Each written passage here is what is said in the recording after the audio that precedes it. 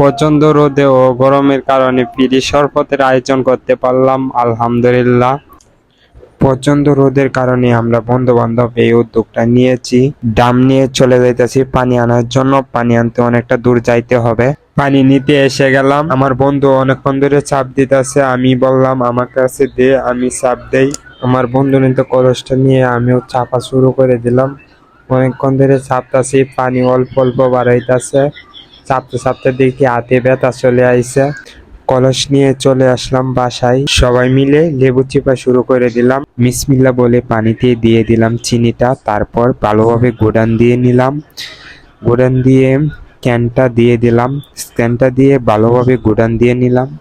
বন্ধুকে বললাম গাড়িটা নিয়ে তাড়াতাড়ি চলে আস, অনেক বেলা হয়ে গেছে। বন্ধুকে বললাম সবাই মিলে ধর, তাড়াতাড়ি সসপ্যানটা উপরে তুলি।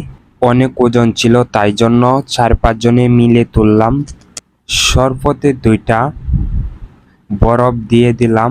তারপর ভ্যান গাড়ি নিয়ে আমরা রওনা নিলাম। অটুলা ভাই বলতাছে আপনারা শরবত বিক্রি করেন? আমি বললাম না ভাই, এই গরমে সবাইকে ফ্রিতে শরবত দিতেছি আমরা।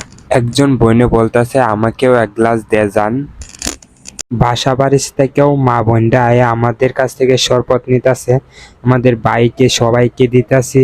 প্রাইভেট কার মামাও দাঁড় করাইছে আমাদের কাছ থেকে 1 গ্লাস শরবত খাওয়ার জন্য। কালা বলতেছে আমাকেও 1 গ্লাস দেন। রিস্কাওয়ালা, অটোওয়ালা সবাইকে দিতেছি একে একে 1 গ্লাস শরবত খেয়ে সবার কলিজাটা ঠান্ডা। মানুষের মুখে হাসি ফোটাতে গেলে একটু তো কষ্ট করতেই হবে, তাই না? এখানে গাছগাছালি নাই, এই সাইডটাতে অনেক রোদ। এই জায়গায় একটু দাঁড়িয়ে মানুষকে একটু না উপকার করলাম। রোডে অনেক লোকজন আছে, তারা খেয়ে সবাইকে দিতেছি। রিস্কাওয়ালা মামাকে, দোকানওয়ালা মামাকে। তারপর মেন রোডে চলে আসছি। মেন রোডে অনেক লোক, এখানেও দেখি শরবত বিলিয়ে দিতেছে আমাদের মতো। আমরা এখান থেকে চলে যাই সামনে ওদিকে। বললাম ওদিক থেকে চল, আমরা সামনে যাই, সামনে কোথাও গিয়ে দিই।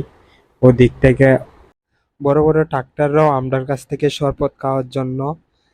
আমি অনেক খুশি হয়েছি আমাদের কাছ থেকে 1 গ্লাস শরবত খাওয়ার জন্য।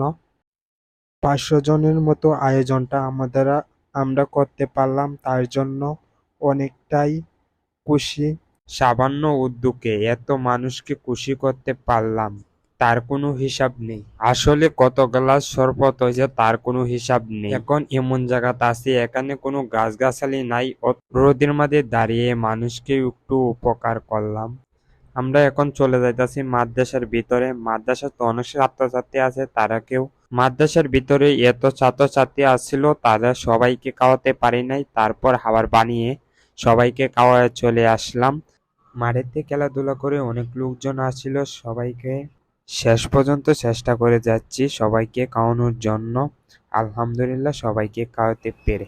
সবাই আমাদের জন্য দোয়া করবা, এরকম কাজ আরো নেক্সটে করতে পারি যেন।